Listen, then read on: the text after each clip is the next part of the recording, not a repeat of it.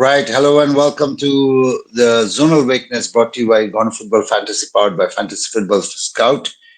I hope the international break has kind of been good to you guys because it's been quite a long one. And yeah, I'm kind of quite eager to actually get back to FPL, to be honest. So, really looking forward to this one.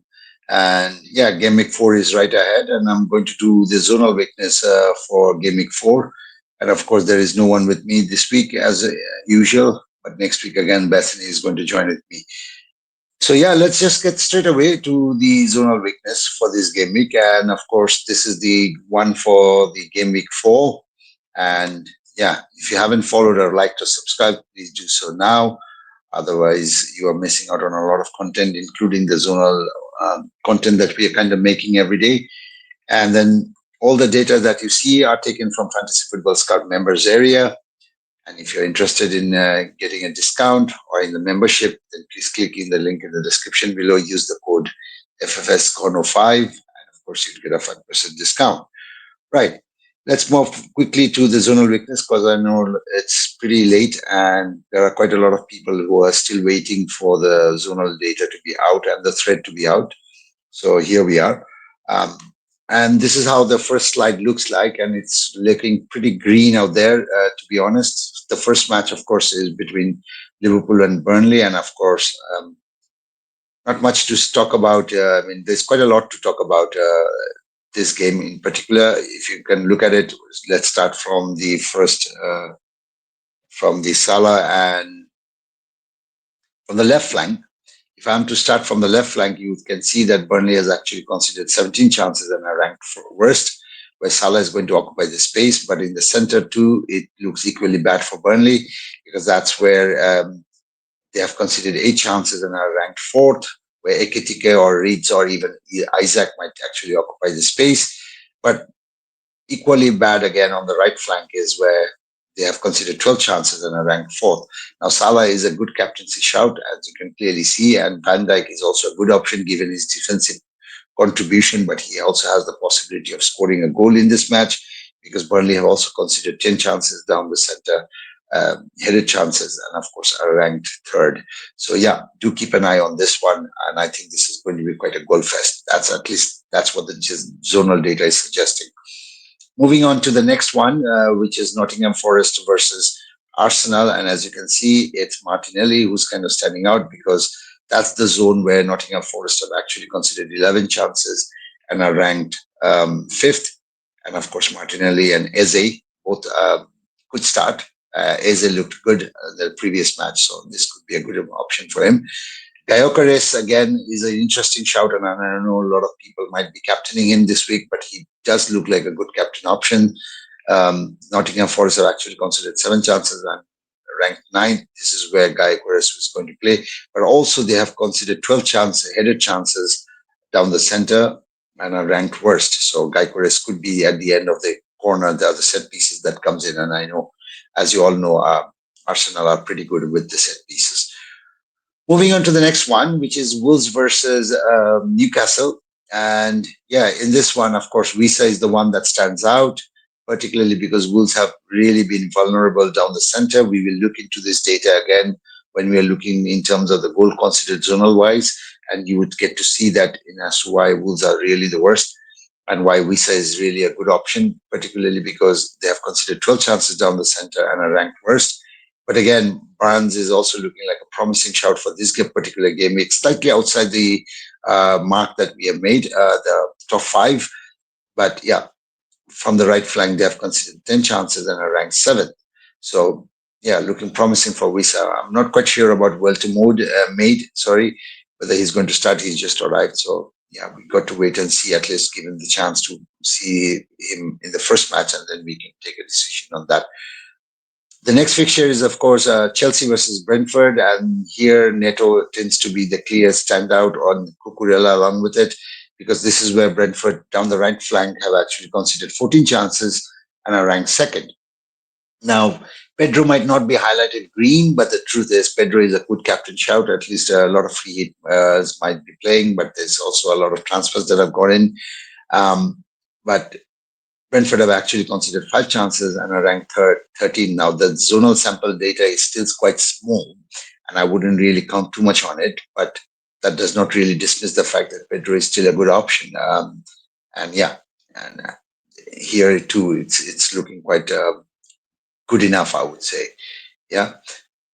And then the fifth fixture that we're looking into is, of course, Brighton versus Bournemouth. And as you can see, Semenyo is a good option, given the fact that Brighton has actually conceded 15 chances down the right flank and are ranked worst. This is where Semenyo is going to occupy. He's looking in good form along with Truffett. And yeah, this could be a match where Semenyo might capitalize again. Evanilson, not really so much because he's ranked 11th and Jeff just considered 6 chances down the center. But I think what's quite really not appealing at all is David Brooks and Adam Smith, where they're going, the left flank in particular. Now, the next fixture, quite a few might get confused with here. While we were doing the zonal data, we were thinking like this is where the Manchester United defense is actually going to come into the chart. But what we really see is just the opposite. It's actually Manchester City whose defense is looking a little bit more shaky than Manchester United. And that's why we have the Manchester United players. Now, Fernandes being on penalties, you never know. He's playing pretty bottom, deep, in fact. And yeah, he could still be there. And down the center, Manchester City have actually considered 8 chances and are ranked fourth. Mbeumo looked sharp. He's playing well since he's come into the Manchester United and he's really playing well.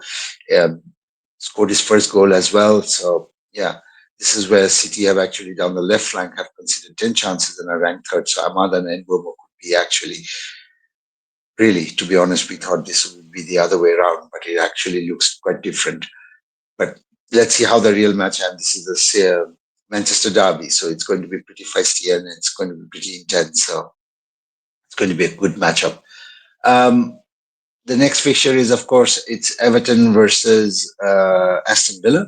And I think a lot of people are frustrated with Watkins and Rodgers, but the zonal data indicates that this could be the match where you could give him another chance, particularly with Watkins, because this is where Everton have considered 8 chances and are ranked fourth. But Tielemans and Digne looks also promising in terms of the fact that Everton have actually considered 14 chances down the right flank and are ranked second. Elliott looks, I wouldn't really touch upon Cash so much, but I would really focus on Elliott a little bit because Elliott looked promising, looked sharp. And I think down the left flank, as you can see, Everton have actually considered 8 chances and are ranked 8. So I wouldn't be really surprised if Elliott again does well in this match too. Now, this is another fixture, which is Tottenham versus West Ham. And I know a lot of people were expecting Tottenham players to be mentioned here. And while we were doing the zonal data, we were trying to really thought like, it will be the Tottenham players that will be coming in, but it is just the other way around. Again, it's West Ham players actually. Now, although Tottenham actually considered less goals, the sample data might be small, but it appears that Tottenham are actually considering more chances. And that's why the data kind of favors West Ham right now. And as you can see, Tottenham have actually considered down the right flank 11 chances and are ranked fifth. This is where Diop will play and Fernandes. Now, Diop has already provided, I think, 2 assists, if I'm not mistaken. But yeah, he looks promising again to probably be at the end of another cross that might come in or might be able to deliver another cross. Fulkrug with a little bit of injury. I know there's a bit of a concern, so Wilson might play, but we are not here to discuss about the injuries. But as you can see, Tottenham have actually considered 11 chances down the center and are ranked second. So Fulkrug, if he's fit, or Wilson, if he occupies this position, are in a good position to actually score a goal here. Bowen and Paqueta looks, again, very good shout for this particular game week because Tottenham have actually considered 10 chances down the left flank and are ranked third.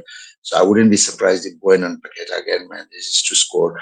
But Diouf and Fernandes could be also in terms of the crosses considered. You can see also that 31 crosses have been made, conceded by Tottenham from the right flank, and this is where they are ranked fifth. So Diouf could again provide another cross and another assist. So the assist possibility for Diouf continues to increase and remains quite high. Yeah. Right. Let's move on to the next slide then. And this is the second slide, which is the zonal slide. Now here I'm not going to touch upon all the players, but I'm just going to focus on the ones that are green. Now Aston Villa versus Everton. As you can see, it's Barry and Beto who stands out because this is where Aston Villa down the centre have actually considered 8 chances and are ranked fourth. Moving on to the next fixture, which is Leeds versus Fulham, and you can see Harry Wilson is kind of the standout player here because Leeds have actually considered 10 chances down the left flank and are ranked third. So Harry Wilson and Tete could do well, and Harry Wilson looked sharp in the last match. Now for Fulham, they seem to be a bit weak on down the center, but also down the left flank. And you can see that they have considered 10 chances and are ranked third, where Pirro and DCL or the Dominic Calvert-Lewin might be playing. But again, left flank as well, Danny James and Bogle could also occupy that position, and they could also do well because of the fact that Everton actually considered, Leeds have actually considered 10 chances and are ranked third. So yeah, Sunderland versus Crystal Palace, well, not much to discuss beside the fact that Munoz is the one who's not highlighted. I slightly missing out of the top five, ranked eight down the left flank, and because Sunderland have actually considered 8 chances down the left flank and have ranked eighth. So yeah, he's still the one that could stand out. So I would suggest not to bench him, play him if you can. But I think the obvious choice is Mateta. If you have him, play him because Mateta, Sunderland seems to be quite weak down the center in terms of headed considered, and they have considered 9 headed chances already and are ranked fourth. So yeah, this could look like a good match where Mateta and Munoz could again do well. Crystal Palace, yes, for Sunderland, I think it's only Maenda and Isidore who are looking promising here. Particularly, I wouldn't really touch upon Lefe and Reynaldo or Diarra, Talbi and Adingra, to be honest, because that's mostly the crosses. But again, I would more focus on Crystal Palace's center zone, and that's where they have considered 8 chances and are ranked fourth. So Maenda and Isidore might be at the end. And Sunderland is not somebody who looks like a complete pushover. So yeah, this could be an interesting one as well. Nothing much really to shout out from Manchester City's options. So no Haaland. I mean, as you can see, Manchester United have only considered 3 chances down the center and are ranked 18th. So they look pretty solid. I think the goalkeeper was an issue. So Onana on his way out, and of course Lemons have come in. So maybe just a bit of hope for the Manchester United fans that Lemons could be the answer for the next day or Van der Sar. If that is the case, then yeah, this defense looks really promising. So I wouldn't really keep my hopes high when it comes to the City players this time against Manchester City. But again, this could be a very close game, or it could be a very entirely an open game. You never know how these derby matches pan out anyway. Yeah, and the last fixture is, of course, so the second last fixture, which is again West Ham versus Tottenham. And as you can see, Tottenham is not really in a very favorable position. West Ham have only conceded 11 chances down the center in terms of headed conceded and are ranked second. So that's where Richarlison could again continue his good form or good run. From the crosses side, yeah, West Ham looks a little bit shaky, to be honest, because this is where they have considered from the right flank 33 crosses and are ranked fourth, and 34 crosses from the left flank, and are ranked fourth. Yeah, so that's the only side I think where West Ham looks a little bit shaky, but nothing really from the main zone. The last fixture, of course, was Arsenal versus Nottingham Forest, and as you can see, Nottingham Forest is really not players are not the ones who are standing out. But again, I have to really shout out Chris Wood, but also Morgan Gibbs-White and Ndoye, because down the center, Arsenal seem to have considered 7 chances and are ranked 9th, and down the left flank, they have considered 8 chances and are ranked 8th. So yeah, that's kind of the 2 slides and the 16 fixtures that we have covered in this one. So let's go on to the next slide, which is the team of the week. And nothing really stands out if you have really carefully seen the previous ones. There were 2 slides, and as you can see, it's Ekitike, Wisa, and Bowen who are kind of making the top 3, 3-4-3 formation. And then it's, of course, obviously Semenyo having a very good zonal this make, along with Gakpo and Eze and Salah. So those are the ones who are really standing out. I think we are more in favor of Eze starting, so that's why we put Eze, and it's just our opinion. We do not have any inside information to share, but yeah, we just think Eze could just be the one who started rather than Martinelli, and that's why we put him there. And then at the back line, you can see Cucurella and Truffet and, of course, Tete, who are there occupying the space. I mean, the goalkeeper space, of course, it's Henderson, so nothing much really that kind of indicates any difference from what we have already seen in the slides, right? And the new section that we were doing, the goals considered, and as I was talking about when I was discussing Wolves versus the fixture, um, I think that kind of clearly illustrates here the Wolves have actually considered 62% of their goals down the center. Out of the 8 goals, they have considered 5%, 5 goals down the center, which is about 62%. So kind of indicates that Wolves center zone is really vulnerable one or the weakest. Followed by West Ham, who also happens to be quite weak down the center. 50% of the goals have actually gone in. Out of the 8 goals, 4 goals they have considered down this flank. Burnley, on the other hand, looks to be more shaky on the left flank. So this is where Salah could be a very good option again, because 50% of the goals that Burnley have actually considered have actually come from the left flank. 3 goals considered, to be honest, out of the 6 goals that we see. Leeds seems to be quite weak down the left and down the center, with 40% goals going from both flanks. When I ranked, they have considered 2 goals each, so out of the 5 goals that they have seen. So, and then fifth is Brentford, and as you can see, Brentford also seems to be quite obvious that they are weak down the center, and 60% of their goals have been considered by that particular flag. To the strongest teams, as you can see, they're number 17, 18, 19, and 20. If you look at it, Crystal Palace, Chelsea, Tottenham, and Arsenal, they're the only teams who have considered 1 goal so far out of the 3 matches that they have played. So they still look defensively solid, although Tottenham's chances considered seem to be quite high. That's what makes them to be the more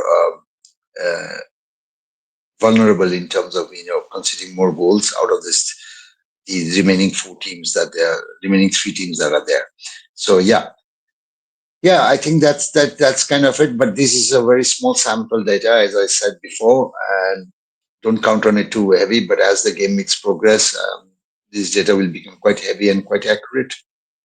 And I think this will give you a much more informed and evidence-based decision to take, and then you can pick the players, the one who occupies the zones. But yeah, that's it for now. I hope you liked it, and I'm sorry that I'm doing this all alone by myself. So I hope you enjoyed what I've said. Do apologize for any mistakes that I've made, or I have said something that is not quite. Perhaps I wanted to explain something and I made a mistake. So do apologize for that. But until then, I'll see you next week with Bethany. Take care and all the very best for Game Week 4. Bye bye.